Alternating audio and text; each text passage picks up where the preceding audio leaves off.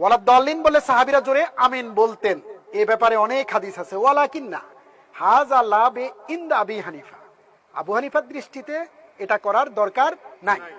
তখন আমার মাথায় স্ট্রাক করলো, হাউ ইট ইজ পসিবল? রাসূলের হাদিস যদি থাকে, who is Abu Hanifa here?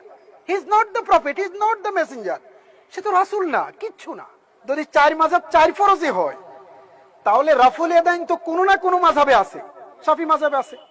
তো রাফুল ইয়াদাইন যদি শাফি মাযহাবে থাকেই, তা আপনি তো বলছেন যে কোনো না কোনো মাযহাব মানতে হবে, এটা ফরজ। তাহলে শাফি মাযহাবেরটাকে নিয়ে আপনি বিতর্ক করছেন কেন? এই সাবকন্টিনেন্টে, স্পেশালি বাংলাদেশে যেভাবে মাযহাবী সংকীর্ণ সীমাবদ্ধ চিন্তা, যতটা মানুষ এটার প্রতি প্রেম ছিল, আজকে প্রযুক্তির উন্নয়নের কারণে বিশিষ্ট কিছু ব্যক্তিবর্গের, বিশেষ করে ডক্টর জাকির নায়েক, শেখ মতিউর রহমান মাদানী, আপনার শেখ আব্দুর রাজ্জাক বিন ইউসুফ,